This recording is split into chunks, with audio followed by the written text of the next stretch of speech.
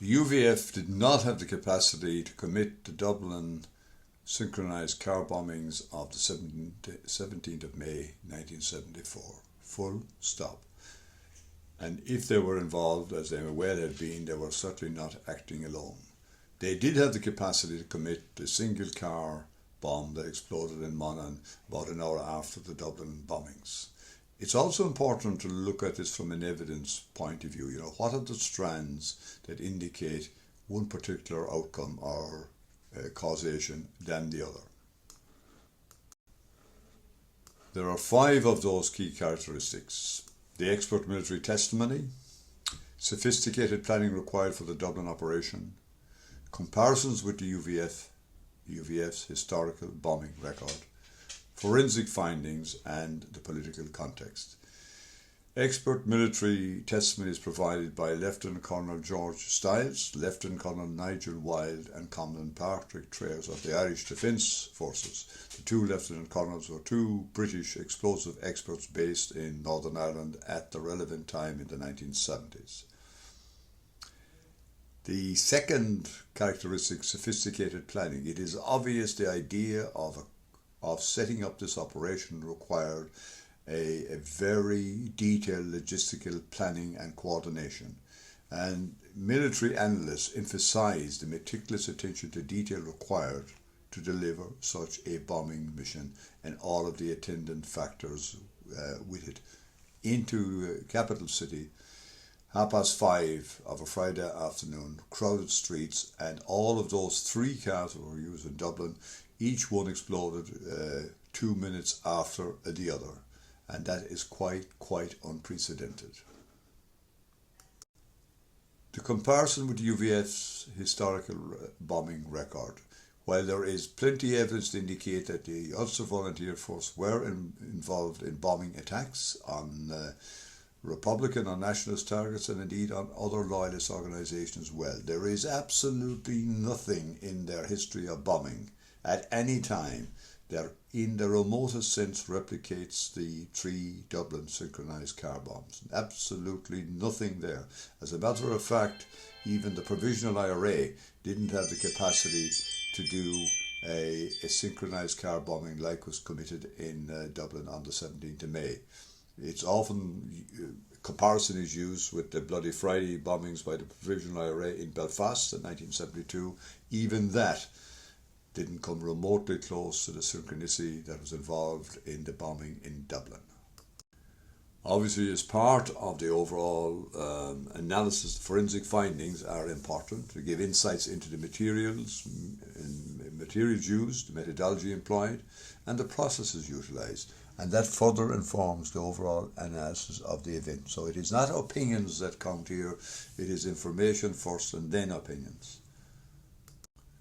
The last consideration is the political context, and in the context of May of 1974, a power-sharing executive had been introduced in Northern Ireland as a result of the Sunningdale Agreement. There was tremendous resistance to it from the loyalist sections and probably within the British security establishment as well, because for the first time ever it introduced southern political input into the processes in Northern Ireland for the first time since 1922, and this was a very greatly resented. So that provided a direct political context, and certainly elements in Northern Ireland would be bitterly opposed to these developments.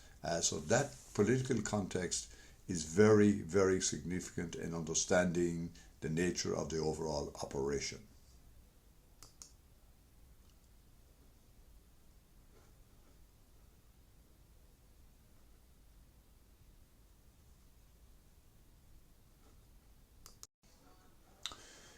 The UVF were incompetent bunglers and killers when it came to letting off bomb explosions. They simply had a very poor record, if that's not too much of a statement in relation to bombing and their bombing expertise. In the year 1974, I think they They had something like 12 bombs in Northern Ireland. One of those killed 6 people outside a pub, which was kind of their strength. They also had a history of attacking other loyalist organisations who they were in dispute with from time to time.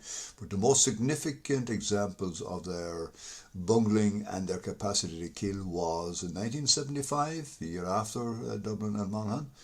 They tried to put a bomb on the Miami showband van just north of Newry. Blew up prematurely, killing 2 of their own members who were trying to place it in there, and of course killing members of the Miami showband. A dreadful atrocity. And one of the most significant ones for which they did claim responsibility was 1994, immediately before the Provisional IRA announced a ceasefire. They tried to bomb a meeting in Dublin in the Widow Scallon's pub where Sinn Féin IRA were having a fundraiser. On that occasion, they tried to place a satchel bomb, and they were stopped at a stairway leading to the top portion where the event was in place, and they shot dead a doorman who prevented him from getting further. They dropped the satchel and ran. The detonator exploded in that occasion, but didn't initiate the bomb explosion.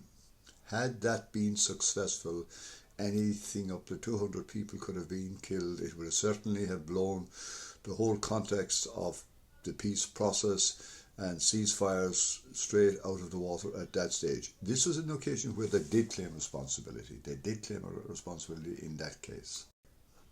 Equally, it's very important to consider the information supplied by the 2 British Lieutenant Colonels George Stiles and Lieutenant Colonel Nigel Wilde, who were in Belfast in the early 1970s and who dealt directly with the explosive situation and the type of bombs that were being placed, the sophistication and the relative poor capacity of the UVF in terms of bombing.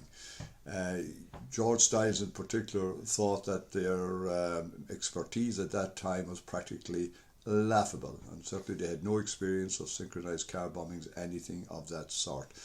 Now, Commandant Patrick Traers of the Irish Defence Forces, of course, was operating on the southern side of the border, and he also had considerable experience of bombs and bomb explosions. All of those quite distinguished people considered that the UVF had nothing like the capacity that was demonstrated in Dublin. Certainly they had the capacity, the hit and run bomb in a churn, which was the one used in Monaghan, but certainly not Dublin.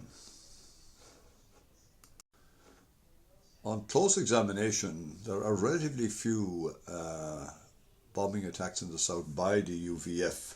Now that's not a badge of honour, and of course we do take into account the 17th of May events. As I've said, they didn't have the capacity unaided to do Dublin. They certainly could have done Monaghan, and they're probably down to maybe 4 or 5 others that